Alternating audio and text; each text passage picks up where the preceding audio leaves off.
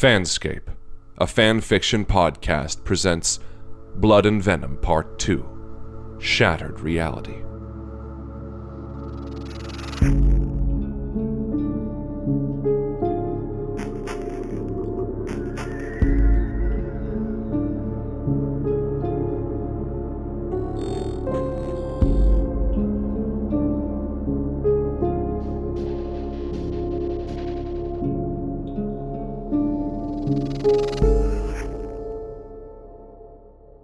Chapter 4. 8 more pages. Waves crawled to the shore as a light wind blew through the trees, making them creak and groan eerily. The night air felt cold and menacing, and the dark forest loomed ominously around the lake, casting shadowy reflections across its vast surface. A thick fog was rolling in over the murky water, but the black sky was mostly devoid of clouds, allowing the dim light of the moon to partially illuminate the landscape. Crickets hiding in the tall grass chirped loudly, and owls perched in the trees hooted back and forth to one another. Lauren stepped out onto the sand and let the door shut behind her, seeing that the beach that she now stood on stretched a ways to the left, with the area to her right consisting of little more than untamed wilderness. Sand covered the dirt trail that crept under the building's gate, and just ahead was the ruined boat launch that it led to. She pondered her surroundings for a few moments before making her way down to the beach, doing her best to shut out the horrific images of decaying ghouls and suited stalkers that invaded her thoughts with each passing second. It wasn't long before she came across a decrepit cinder block shed with a rusted sheet metal roof and a decaying wooden porch. Rotting boards blocked the building's door and windows, and aside from the boxes and a couple of stray papers on the porch, it was completely empty. An old sign was bolted to the side of the building. In the message, its weathered lettering displayed was barely legible. Oakside Park has 3 canoes available for rental. Lauren continued her trek down the beach, quickly forgetting the insignificant building. A wall of wilderness stood tall to her left. To her right was the lake, and just ahead was a chain link fence that stretched between them, its gate wide open and embedded deep in the sand. She got the impression that it was more for show than anything else, as simply walking around it would have been an easy task. Nevertheless, she walked through the open gate and made her way towards a dirt trail that led away from the beach, failing to notice the gate sliding shut behind her. As it silently drifted into place and locked itself, a faint white glow emerged from a small symbol scratched into one of its rusted metal posts. 2 intersecting eyes in the shape of a cross. All around Oakside Park, the identical symbols branding the other entrances did the same, sealing Lauren inside. The park was heavily wooded and overgrown, and as Lauren got closer to the trail, she began to notice walls of rock and old wooden fences forming winding, elaborate barriers within the campground, much like the ones she'd seen at Kate's driveway. She soon found herself standing at an intersection consisting of 3 different paths, each one snaking away from the beach in a different direction. As she was deciding which one to take, she caught a glimpse of something strange out of the corner of her eye. Over to her right, where the thick grass of the forest met the gritty sand of the beach, half of a dead tree stood ominously. An abandoned and weathered canoe lay next to it. But what really caught her attention was the fresh sheet of notebook paper that was attached to the tree's sun-bleached bark. She approached the tree and shined her light on the paper, her breath catching in her throat when she saw what was written on it. It was a hastily drawn picture of the suited man standing next to a pine tree, and the words, "follows," was written across it vertically. Lauren knew what it was as soon as she saw it, a page torn from Kate's notebook. She wasn't sure whether to be relieved or concerned by her discovery. On one hand, it confirmed that she was on the right track because Kate had definitely been in the area recently, but on the other, if her friend was running around the park at night and plastering everything with her drawings like she had in her own house, that wasn't a good sign. There was also the fact that at least 2 dangerous creatures were still out there, one of which was definitely following them both. She still wasn't sure what to make of the horrors she had seen over the course of the night, but she knew she couldn't afford to dwell on it for long. On a whim, she took the note off the tree and stuffed it in her pocket, only to regret it as soon as she did. 1 of 8. An eerie voice called out just loud enough for her to hear. A chill ran up her spine as the sinister voice washed over her, sending goosebumps up her arms and fear coursing through her veins. It was then that the crickets and owls fell deathly silent, and a new sound hit her ears. The slow, steady, singular beat of a drum, repeating over and over, as if to signal a looming execution. Oh my God. Lauren whimpered, and before she could even think about what she was doing, she turned and bolted back across the beach. Seeing that the gate was now closed only fueled the icy terror in her heart. But it was something that she could deal with easily. The fence only came up to her shoulders, so she should have been able to jump over it without any trouble. But Oakside Park wasn't done with her yet. As she vaulted over the fence, something happened that she couldn't explain. In less than a second, her vision turned blurry, her ears rang, as she felt sicker than she'd ever felt before. But that all went away as soon as her boots touched the sand, on the same side of the fence she'd just been on. What the hell? Lauren muttered, more terrified than ever. She tried to jump the fence again, but was met with the same results. She couldn't even begin to understand what was happening. But the confusion only fueled her terror, and she found herself hyperventilating as the beating of the drum overtook all rational thought.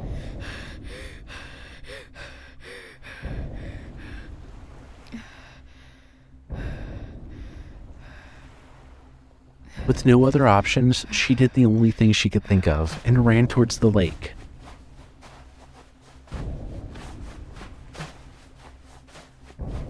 Diving into the cold water in one last attempt to escape. However, before she could do so much as touch the surface, she found herself laying in the sand.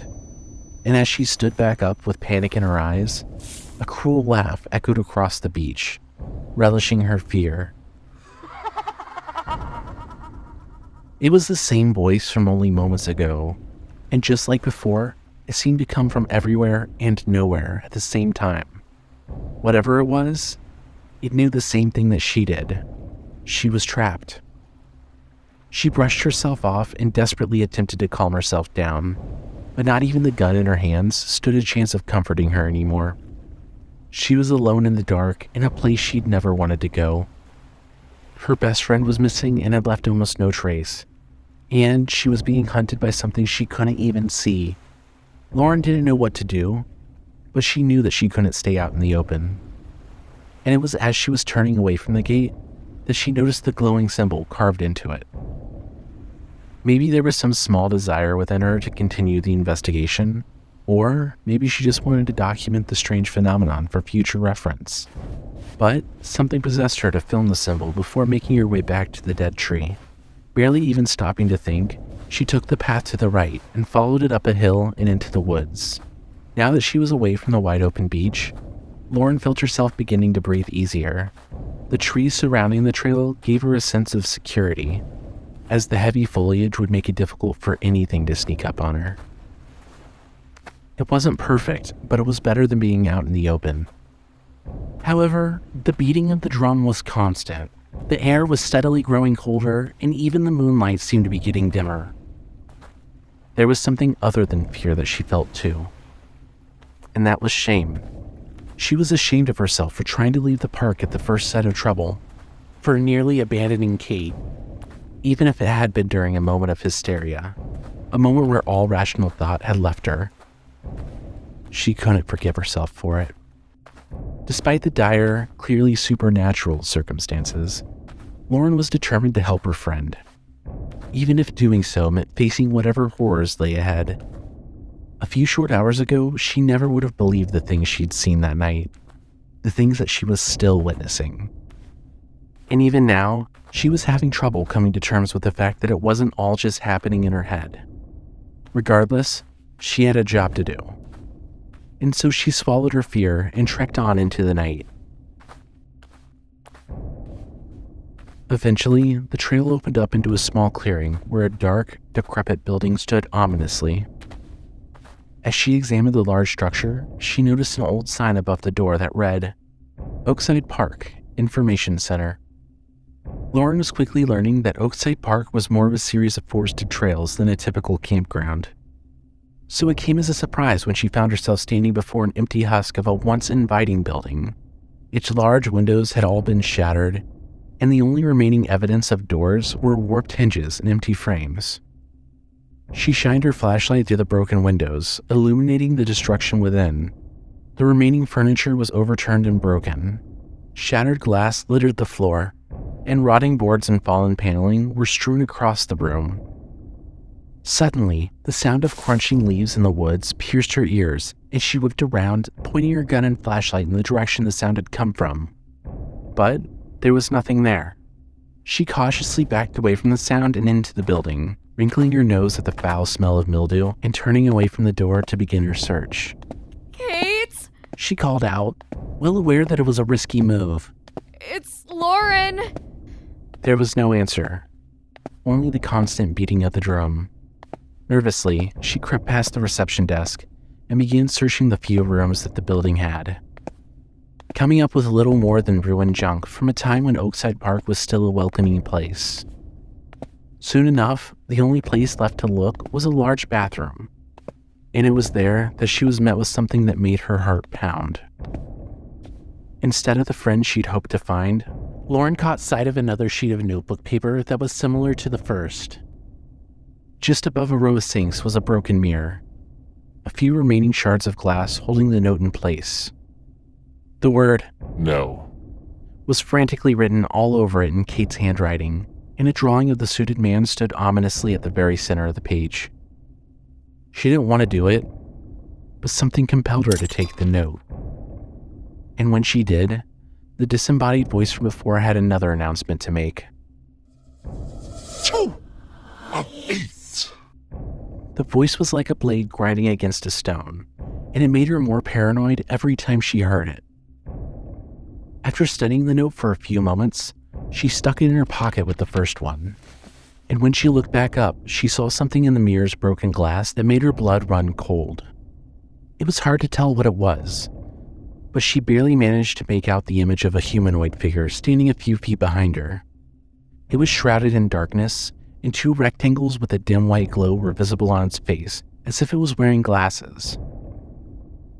She felt her breathing turn ragged as she stared at the living silhouette, and when the entity saw her fearful expression in the mirror, a sinister glowing white smile manifested on its face. That snapped her back to her senses, and without thinking, Lauren looked around and fired her gun at the creature, but it was gone before the shot even rang out. There was nothing left of what she'd seen, other than a fresh bullet hole in the wall and an intense ringing in her ears. Barely able to hear, she stumbled out of the information center and back onto the path, running back in the direction she'd come from as the ringing in her ears slowly went away. She might have chalked the entire incident up to a hallucination brought on by the horror she'd already witnessed that night, if she hadn't heard the distorted cackling coming from behind her. She'd heard that voice enough times now to recognize it. And in that moment, she was sure of one thing. Whatever that shadow person might have been, it was the one observing her progress, keeping track of the pages she'd been collecting. She should have been overjoyed that the dark apparition hadn't tried to hurt her, but Lauren found no such comfort in that. She was a smart lady, as she had a hunch that the shadow person wasn't the real threat. It didn't help her steadily growing paranoia that every few minutes or so, her camcorder would emit a burst of static, or waves of distortion would flash across its screen, usually both at the same time. She passed the beach again, taking a different route this time, but she now found herself looking over her shoulder more and more frequently. Too often did she see things lurking within the thick forest that surrounded the path, flashes of something white, dark figures that turned out to be plants when she looked at them more closely, an occasional splotch of red that shouldn't have been visible in the darkness, and accompanying it all was the incessant beating of the drum. She still couldn't explain that phenomena, nor could she explain any of the other things that she'd seen that night, and she had no interest in trying. For her whole life, she hadn't believed in the paranormal, but now that she'd found herself face to face with so many things that shouldn't exist, she knew that she'd been wrong, and it was not a comforting thought. She found herself thinking about Kate again, wondering how much of what her friend had dealt with for all those years was something far more dangerous than PTSD. Lauren had no idea how she'd find her now, or Carl for that matter. She was doing more running than searching now that she had a mysterious presence breathing down her neck, and she hoped dearly that her friends had managed to stick together. She'd been fending for herself ever since she showed up at Kate's driveway, and she hated it. As she approached a hill, she caught sight of a dim light shining like a beacon at the very top. Lauren had no idea how it was still running, but stranger things had already happened. So she approached it cautiously.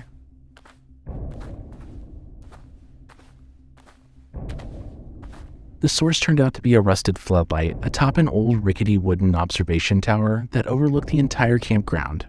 Corroded metal panels covered the sides of the viewing platform, and the whole structure looked like it was ready to collapse with the slightest gust of wind.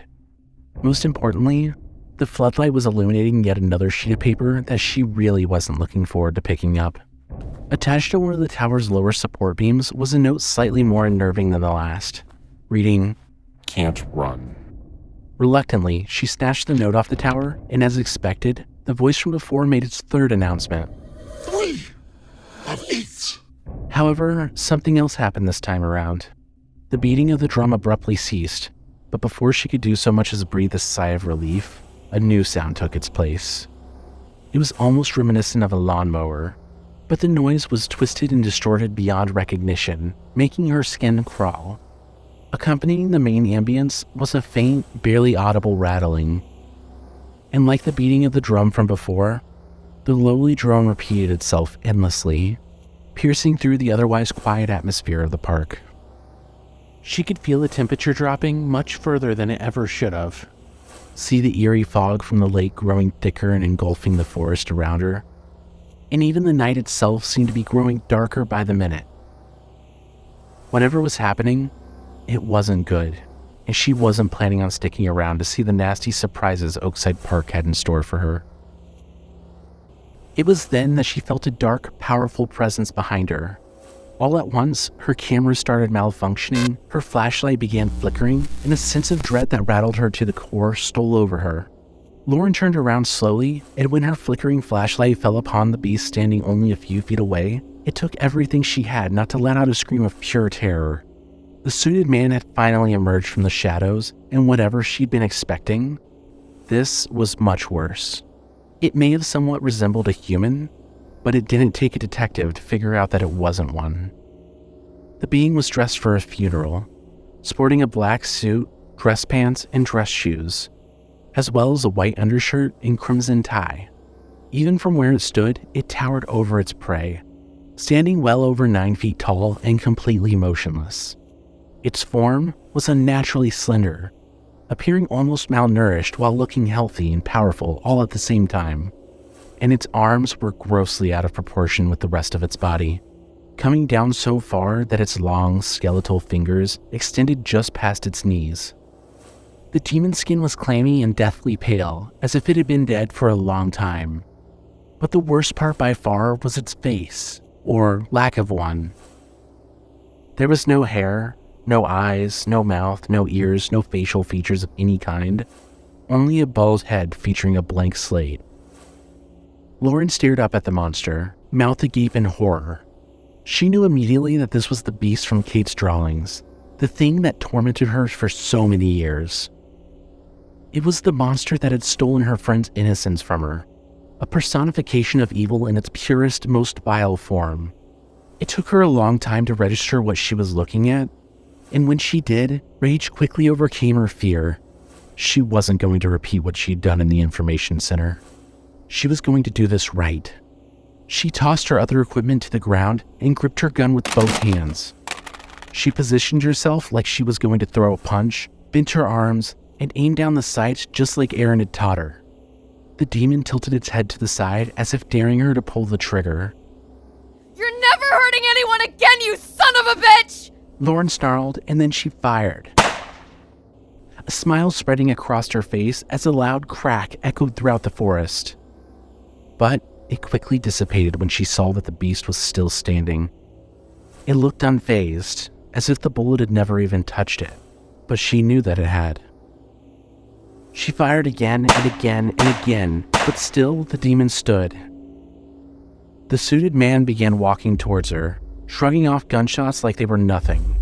And when Lauren finally saw that it was closing in on her, knew that she was dealing with something far beyond her reckoning. Fear and panic once again ruled her mind, and all she could do was keep pulling the trigger. The soft click of an empty chamber mocking her futile efforts at vengeance. Then it casually plucked the gun from her hands and regarded it with cold amusement, all while Lauren stood there trembling with fear, mere inches away from the demon. How precious, A deep, demonic voice said. It hadn't spoken aloud, rather, its words had been broadcasted directly into her mind, sending a wave of agony through her head. The weapon crumbled to ashes in the beast's hands, and for a few terrifying moments, neither of them did anything. They just stood there, regarding one another without a word. And then it struck. 8 slim, black tentacles erupted from its back, the sheer force behind them knocking Lauren to the ground. They quickly turned rigid, bending and writhing in the air like spider legs, all while Lauren felt like her body was tearing itself apart. She felt sicker than she'd ever felt before. A fierce migraine mercilessly ripped through her head. Her ears rang so loudly that she felt like her eardrums were about to explode, and a stream of blood poured from her nose. Her vision was going black. Her heart was pounding so hard that she felt like it was about to burst from her chest, and she couldn't even force herself to crawl away, let alone stand back up. Just as she thought she was going to die, the demon spoke once more, telling her something that she hadn't expected to hear.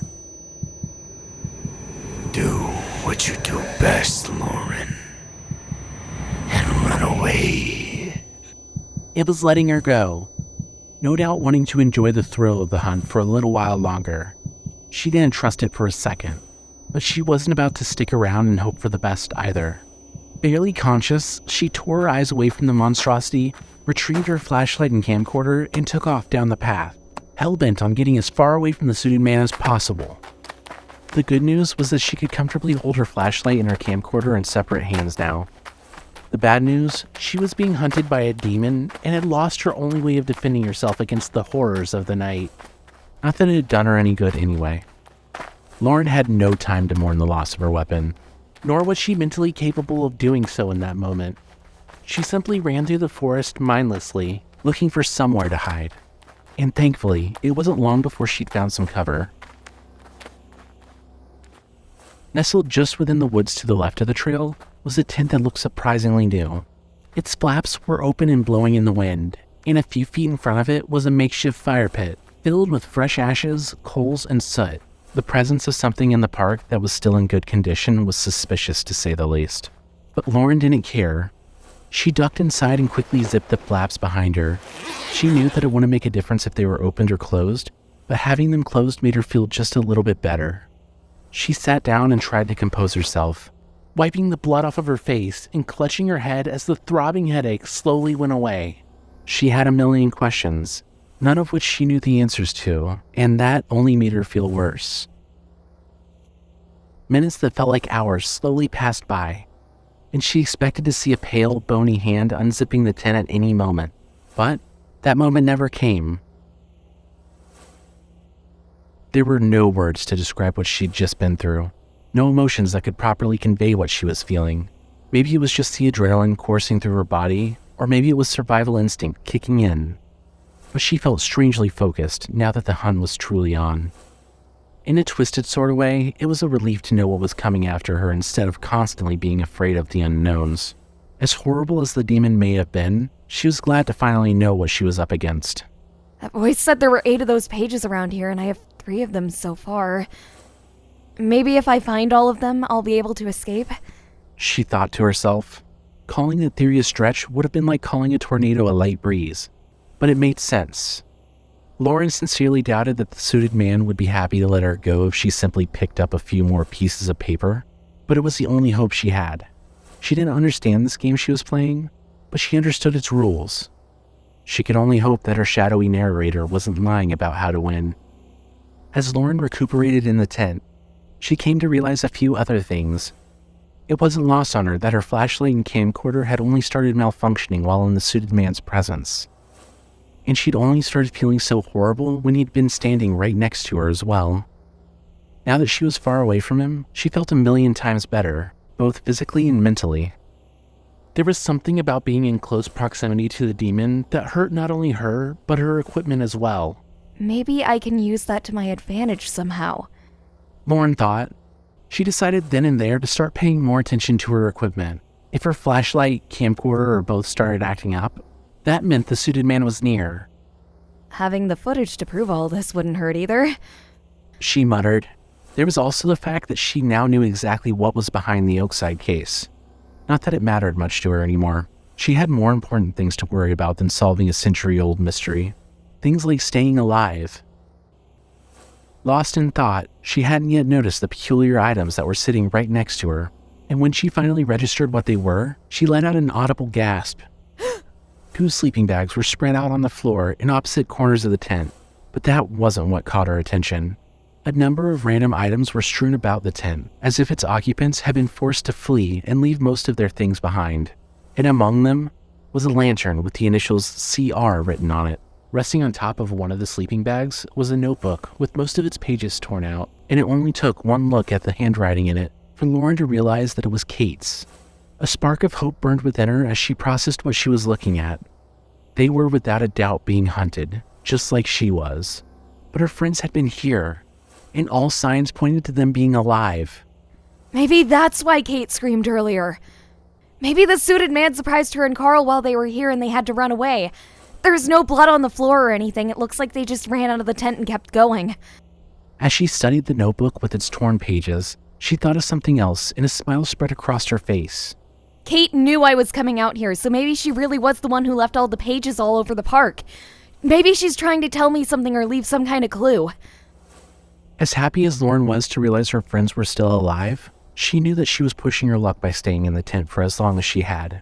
The fact that Carl was traveling with Kate was a huge relief as well. For as much as she hated to admit it, neither of them could be her priority right now. The two of them would be able to look out for each other, but Lauren was on her own, left to fend for herself. She wouldn't be of any use to anyone if she was dead, so she had no choice but to focus on winning this sick, twisted game. She was still terrified beyond belief, but now she knew what she had to do. For some reason or another, that voice wanted her to find all 8 of those notebook pages. So, that's what she was going to do to survive. And maybe, just maybe, finding them all would also lead her to her friends. Lauren swiftly left the tent and continued her trek down the road, running at a mild pace to keep herself from tiring out. She had many years of doing cardio to thank for her stamina, something that started all the way back in high school when she was running track with Kate. Soon enough, the path she followed opened up to a clearing that held a large roof storage yard containing vast amounts of abandoned park property, as well as weathered crates and shipping containers belonging to the old Coleman Mining Company. At first, she thought it was an odd place for the Coleman property to be, but then she remembered her research into the town and realized that the old mine wasn't far from the park, as the two companies had done business together some time ago. Regardless, it wasn't something that mattered to her very much. And so, Lauren quickly made her way into the storage yard and began searching for the 4th page, finding it with relative ease, as the area was mostly organized and easy to traverse, despite its age. Help me. Its frantic writing pleaded, and soon after she'd plucked it from the rotting pallet it had been stuck to, a voice that had been growing increasingly agitated announced, 4 of 8. A sudden burst of static from her camcorder told her that it was time to go, and she swiftly left the storage yard, knowing that the suited man was stalking her from somewhere nearby. She didn't need to see the beast to know when it was close anymore. She had found a chink in its armor, and for that reason, she'd grown much bolder. Lauren was still more terrified than words could express, but there was also a fire burning within her. A fire determined to push back the night. She couldn't fight him, but she could still beat him at his own game. And so, she continued on without looking back, refusing to give him the satisfaction of driving her further into madness. Now, with half of the pages she needed, Lauren realized that she was being hunted more ruthlessly. The suited man still kept his distance from her for the most part, but he made sure to constantly put pressure on her. Sometimes she would see him watching her from a distance, barely visible behind the dark tree line, Other times, she wouldn't see him at all, but the pain coursing through her body and the malfunctioning of her equipment told her that he was nearby. Then, there were the times where he'd suddenly appear right in front of her, sending waves of agony through her skull as his black appendages writhed in the air around him. Sometimes they were tentacles, other times they were spider legs, but usually they weren't there at all. Despite the suited man's continuous assault on her psyche, he made no real attempts to harm her, but that was far from her relief. She knew what it was. A scare tactic. The demon was trying to wear her down, make her slip up, while also getting as much enjoyment out of the hunt as it possibly could. The unnatural ambience was still going strong, but she managed to ignore it for the most part, mainly due to the faceless horror that was keeping her busy. Lauren passed several interesting landforms as she hunted for the remaining pages, including a wide crevice in the ground with natural walls of stone. It was fairly deep and stretched far into the forest, and knowing that she would be easy prey in a place like that, she walked along the edge instead of going inside, shining her flashlight down into the abyss to make sure she wasn't missing anything. She then continued onward, eventually coming across another storage yard that was similar to the first one, with the only real difference being that it wasn't roofed. However, much to her frustration, there were no pages to be found, no matter how thoroughly she searched. Lauren hadn't been looking for very long, but in the time it had taken her to come up empty-handed, the enemy had closed in on her once again. She felt a sharp drop in temperature, and before she had time to register what was happening, the suited man attacked. This time was different from most of his other ambushes, in that his effect on her was much stronger, nearly knocking her to the ground like it had the first time the demon revealed itself. She didn't have time to wonder why its presence had affected her differently every time it was near, for she was busy trying to escape the beast before its tentacles could ensnare her. With nowhere left to go but straight into the forest, Lauren ducked into the cover of the tree line and fled from the eldritch abomination behind her. Branches and twigs scratched at her face, and roots frequently tripped her up as she ran through the trees, desperately searching for the path she'd been following. She hoped that the suited man's influence on the forest extended to things like ticks and spiders, as she didn't much like the idea of anything unpleasant crawling around on her. After suffering various degrees of abuse from the thick vegetation, she finally found the path again and burst out of the tree line, catching sight of a blue and white outhouse that stood just off the path. Shining her flashlight onto it to reveal another note, one adorned with several drawings of trees and one of the suited man, but no words. 5, 8. The voice hissed, and with its announcement came another change in the environment. The droning sound faded away, and a constant, heavy wind swept through the forest, quickly chilling Lauren to the bone. The trees creaked and cracked in the tempest, and leaves, twigs, and the occasional branch fell from the sky all around her. It came as no surprise to Lauren that the suited man could also influence the weather, although she wasn't exactly happy about it. She was freezing cold, her jacket having no effect against the unnaturally frigid air. Her hands were numb, the wind stung her eyes, and she could see her breath turning to mist. She shivered uncontrollably, struggling to keep her pace as the fierce wind and biting cold did everything in their power to slow her down. Thoughts of finding shelter lingered in her mind, as she found herself picturing a warm campfire blazing in front of a tent. However, none of those ideas were real options, as to turn back or stop moving would certainly bring about her doom. She had no choice but to keep going if she ever wanted to escape the demon's grasp. She followed the trail up another hill to a pair of abandoned vehicles with flattened tires and missing license plates. A silver Jeep and a navy blue car. Both were decrepit and rusted, their windows were filthy, and their headlights and taillights were shattered. They'd been there for a very long time, and Lauren found herself thinking back to the car she'd left parked behind that fallen tree, wondering if it would meet the same fate if something were to happen to her. She quickly located the page that was held in place by one of the Jeep's broken windshield wipers. Leave me alone. It read, and right on schedule, the voice piped up again, just after she took it for herself. 6 of 8. Lauren could see the suited man watching her from the shadows, and quickly took her leave before he decided to attack once again. For most of the time that she'd spent in Oakside Park, She'd been navigating dirt trails, abandoned structures, and dense patches of forest, but soon after leaving the vehicles behind, she was presented with something different. A vast open field, overgrown with grass and weeds nearly as tall as she was. Just as she was about to step into the sprawling mess of vegetation, her flashlight fell upon a wooden sign standing just at the border of the field and forest, only a few feet away from the path. Upon closer inspection, she discovered that the sign was a detailed map of the park's trails and locations, and a crude sketch of the suited man was drawn at its center in what appeared to be charcoal.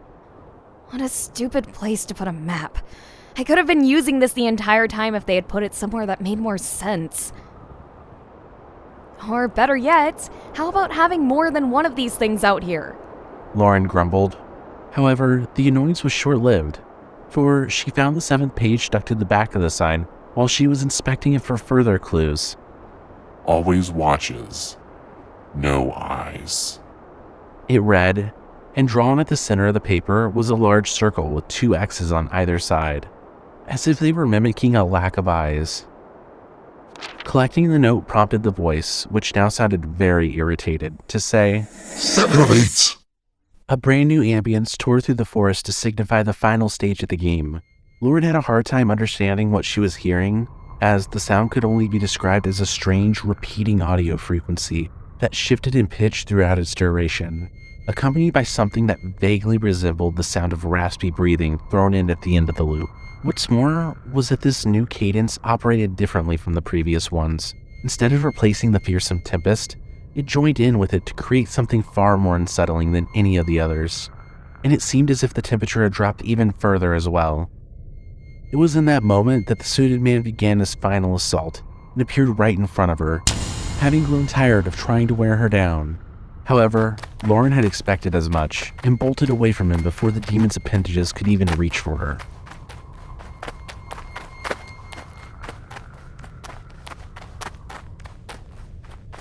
She'd noticed the old rusted water tower standing on a small hill at the center of the field several minutes prior, and had known immediately that the final page was there. She sprinted towards the tower as fast as she could, her lungs burning from the combination of frigid air and exhaustion. She could clearly see the 8th page stuck to the tower and blowing in the wind, but the sound of writhing tendrils slithering towards her was quickly becoming louder. Lauren ran faster than she'd ever run before. Her vision was darkening, and the ringing in her ears drowned out all the other sounds. Her head pounded, blood dripped from her nose, and her exhausted body was seconds away from giving out. But she kept going, and just as she thought she was going to collapse, she suddenly heard a sharp sound reminiscent of shattering glass.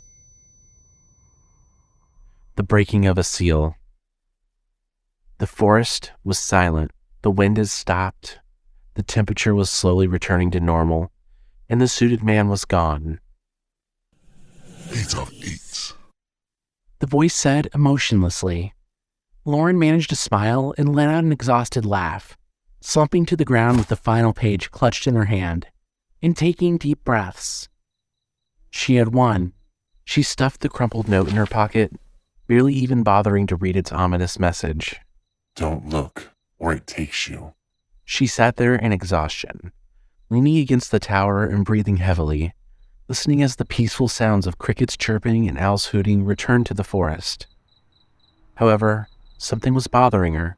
She felt like winning the suited man's game should have been harder. Much harder. It was almost too easy. She thought to herself, not trusting her apparent victory. She knew that it wasn't a good idea to stay in the park now that she had a way out, but she was too tired to move and sat there for some time, struggling to come to terms with everything that had just happened to her. Eventually, she managed to pick herself up off the ground and took a few minutes to study her surroundings, trying to figure out where to go next. She could see the glowing red light of the radio station far off in the distance, high above the forest, and then remembered all the references that Kate had made to it in her drawings. She seemed to think that it was some sort of safe haven, and Lauren had a hunch that she and Carl were heading there as fast as they could. She didn't know for sure that that was what their plan was, but it was the only lead she had, and her best option. So she finally decided to find a way out of the park and make her way to the tower. However, as soon as she started down the hill, something strange happened. Something sinister. A feeling of dread accompanied by a frigid chill stole over her once again, as if a dark cloud of fear and despair had suddenly engulfed her, and it was then that she heard them. The whispers. Disembodied whispering filled her ears, the ghostly voices countless in number, and all of them unintelligible. The whispers slowly grew louder and louder, becoming more agitated by the second, and Lauren backed up against the water tower in fear. She waved her flashlight around the field, searching for whatever was causing the eerie sounds. And it was only seconds later that the source revealed itself. They came from the shadows, seemingly materializing from the night itself, and approached her from the base of the hill. The 6 dark figures were wreathed in shadow and had a humanoid appearance. One had a feminine figure, and the other 5 appeared to be male. But other than that, they had no discernible features. At least, at first. As they drew nearer, Lauren found that she could see through the thick shadows enveloping them if she looked close enough, and her breath caught in her throat when she got a good look at how horrible they really were. The first wraith had the appearance of an old man who had been completely consumed by darkness. His eyes and mouth were reduced to pitch-black craters in his miserable face. The second's face was hidden by a white theater mask with a sinister smile, and he wore a tattered German soldier's uniform from the 1940s. The third was a middle-aged woman with an unnerving smile spread across her pale face, and eyes stitched shut in the shape of X's. The fourth was a young man with long hair, who was covered in horrific scars, a stoic expression barely visible on his mutilated face. The fifth wraith was the most unnerving one in the entire group, as he was dressed in black hooded robes that covered him from head to toe, and his face appeared to be little more than an exposed skull. As she stared at his ghastly features in horror, Lauren found herself wondering if the Grim Reaper himself had come to reap her soul. Lastly, the sixth wraith was none other than the grinning, glasses-wearing entity that she'd encountered in the information center, but his shadows were too dark to see through. He stood at the center of the group as if he was their leader, and when he finally approached her and began to speak, Lauren once again recognized his voice as the shadowy announcer. That's bad, Lauren, not bad at all. But you didn't think we'd let you get away that easily now, did you? He taunted, his cruel, warped voice making her blood run cold. Lord Keeper has grown tired of this little game, so if you don't mind, we'd like to wrap this up quickly. He cackled, as the other 5 entities slowly and wordlessly approached her. You can fight back if you like, but it'll only... He began, but stopped as an enraged expression spread across his face. No! You have no right to be here. You will not take this prize from us. He shouted, and despite her terror, Lauren realized that he was talking to something behind her. Just as the 6 entities lunged at her, she felt a hand grip her arm and was overcome with a nauseating, rushing sensation that she couldn't quite describe. The next thing she knew, she was standing in an open field and barely conscious. She'd already been exhausted, but whatever had just happened had nearly knocked her off her feet. Groggily, she realized that someone was supporting her weight and helping her walk, but she had no idea who it was or where they were going. Then, a new voice spoke, one that was heavily distorted and eerie, but warm and comforting at the same time. One that sounded strangely familiar. Don't worry.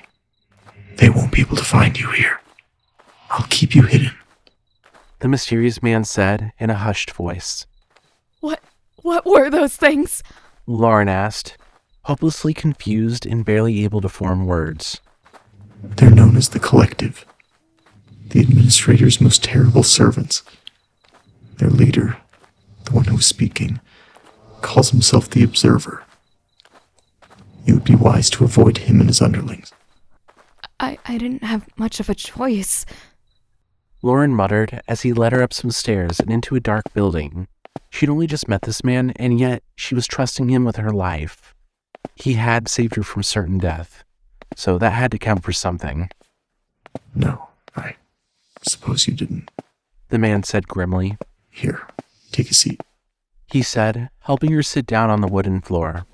She could only sit there helplessly as he plucked her flashlight and camcorder from her hands, turned them off, and placed them on an old table. Her vision was so blurry that she couldn't make out anything around her. The administrator. Do you mean the suited man? Yes. That's what I call him. And who are you exactly? A friend, I suppose. But that doesn't really matter. What matters is that you're still alive. So be grateful. Not many of his victims can say the same. It was then that her vision began to clear, and when she saw the man standing in front of her, she let out a yelp of fear and tried to scramble away from him. Easy. Easy. If I wanted to hurt you, I would have done it by now. He said softly, holding his hands up to show that he meant no harm. Lauren could only look at him in fear, for he too was shrouded in darkness. A living silhouette with only one discernible feature, glowing white eyes as small as pinholes. There's no need to fear me, Lauren. I'm trying to help you. If that's true, then tell me where my friends are. Or better yet, take me to them. Lauren said nervously, still unsure of whether she could trust him or not. I can't do that, Lauren. You're going to have to find them on your own. I can only do so much to help you without risking everything. I don't understand any of this. I know, and I'm sorry that I can't explain more. But I've stuck around for too long as it is. The shadow man said, crouching down to her level and holding up one of his hands. A glowing white eye opened up at the center of his palm. And he chuckled at the startled expression she made. He then placed his hand on her forehead as she felt a chill wash over her body. But it wasn't an evil and malevolent chill like she felt in the presence of the suited man in the collective. It was a pleasant, soothing one, like aloe vera on a bad sunburn. I've placed a protective ward on you. It'll keep you hidden from them for a few hours, but it won't last forever, so get some rest while you can. You've earned it. He then stood up and began to walk away, leaving her alone in the dark room. Wait.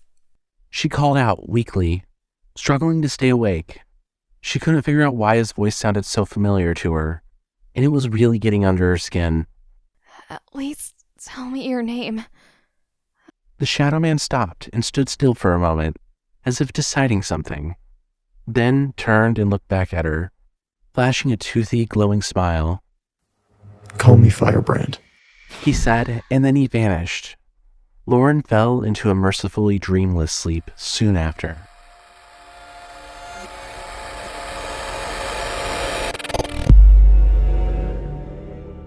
Thank you for listening to Blood and Venom, written by Arthur Faraday, under the username WoodMr13, distributed on Archive of Our Own. Season 2 of FanScape has been funded by the Nevada Arts Council and the National Endowment of the Arts.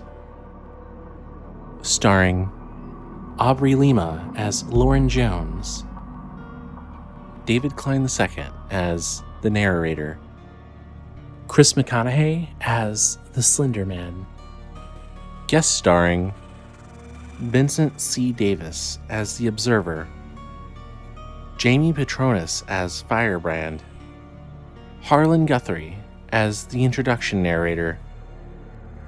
Intro and credits music created by Dylan Griggs. Before we end the episode, I just want to take a moment to say that while Season 2 of FanScape was funded by a grant, future seasons will be done so out of pocket. This show has a high production cost, and any assistance you can give, be it by sharing FanScape with a friend, or by joining our Patreon or Ko-Fi, or even buying merch to help fund the show financially, would be greatly appreciated and will help make Season 3 come sooner rather than later. Links for this and everything else mentioned in the credits can be found in the description or at thefanscape.com. Thank you for listening.